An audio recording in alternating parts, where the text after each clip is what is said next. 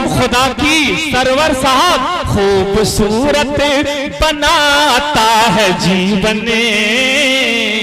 मेरा S public बहुत मेरी जान मेरा दिल मेरी धड़कने।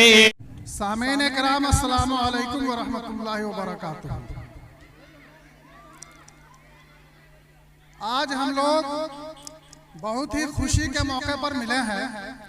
वो खुशी का दिन है 26 जनवरी यानी गणतंत्र दिवस यौमे जमहूरिया। यौमे जमहूरिया के मौके पर आज हम सब लोग इकट्ठा हुए हैं।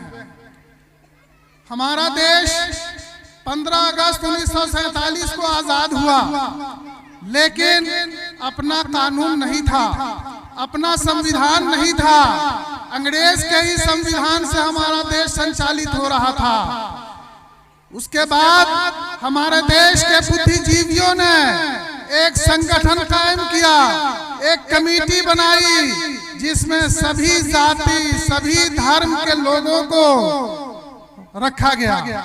उसमें हमारे मुसलमानों की तरफ से हजरत डॉक्टर मौलाना अबुल कलाम आजाद साहब के सरपरस्ती में ये कानून बनाया गया, जिसको डॉक्टर भीमराव अंबेडकर साहब ने अपनी कलमों से लिखा।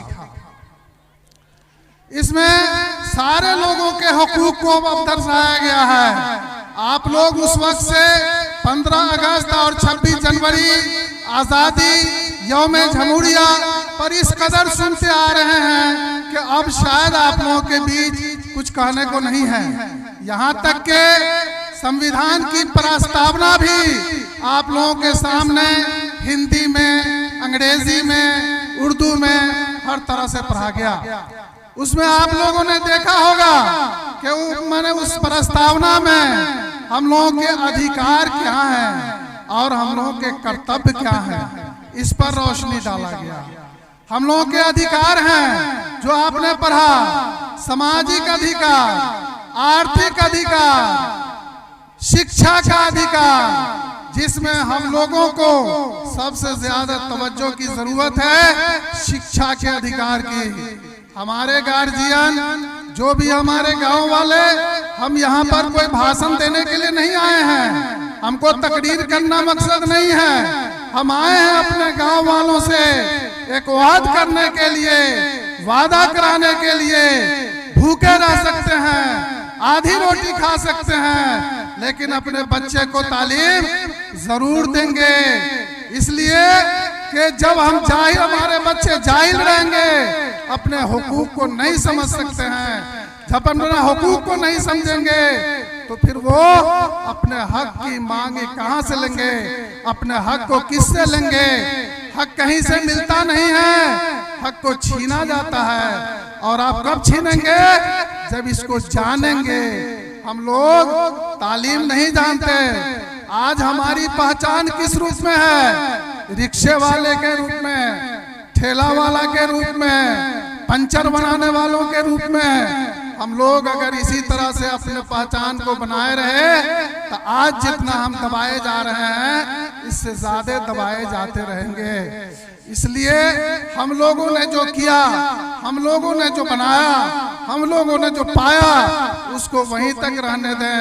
अपने बच्चों को तालीम दें। जब तक हमारा बच्चा नहीं पढ़ेगा, हमारा जब तक के बच्चा तालीम याफ्ता नहीं होगा, हमारी तरक्की उस वक्त तक नहीं हो सकती है। औरतों की तालीम भी जरूरी है।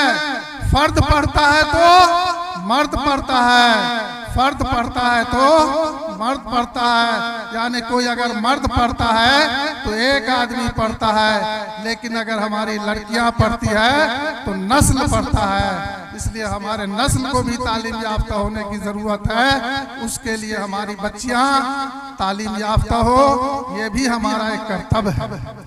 हमको अपने संविधान के साथ जिस तरह से हमको अपने कर्तव्य का पालन करना है, उसी तरह से हमको अपना अधिकार भी लेना है।